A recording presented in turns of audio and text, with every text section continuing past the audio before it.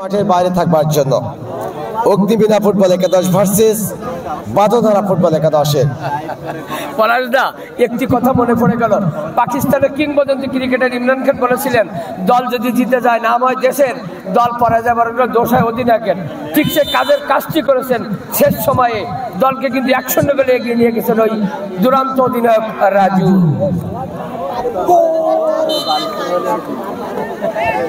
মুলায়ম রাজু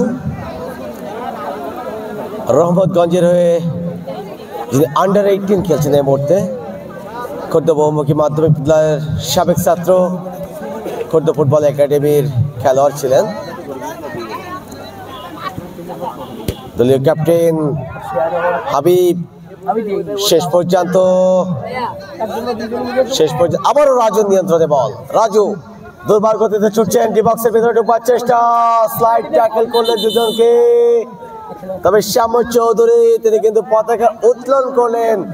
সঙ্গে সঙ্গে eye contract ঠিক ছিল, ফেরদৌস হাসানের তিনি বাঁশি প্রদান করলেন, ফাউল এবং ফ্রি কিকের সংকেত প্রদান করলেন।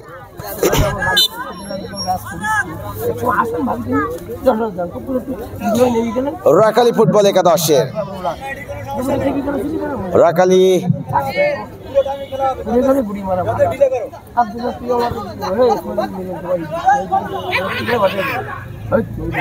আক্রমণ এই মুহূর্তে ছুটি ফুটবল একাদশ, আবার বাঁশি, ফেরদৌস হাসানের বাঁশি, ফ্রি কিক রাখালী ফুটবল একাদশের গোলে। হাবিব দলীয় ক্যাপ্টেন, বাঁকানো শট, ডি বক্সের ভিতরে সতীর্থ খেলা হবে প্রতিপক্ষ দলের। রাজবি হাসান বাম্পায় কিকটি করলেন, শেষ পর্যন্ত বল চলে গেল গোল লাইনের বাইরে। আবারও গোল কিক, আরো একটি গোল কিক লাভ করলো এক্ষেত্রে রাখালী ফুটবল একাদশ।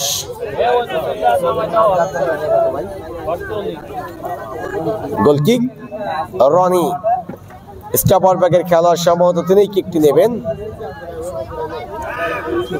লম্বা করে বাড়ালেন, সতীর্থ খেলোয়াড় নেই, বল চলে গেল গড়িয়ে গড়িয়ে গোল লাইনের বাইরে। আবারও গোল কিক,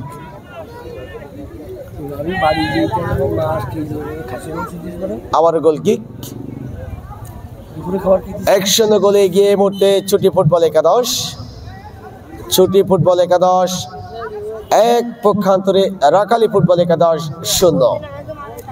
এর পরের যে খেলাটি অনুষ্ঠিত হবে সিনিয়র টিমের অগ্নিবীণা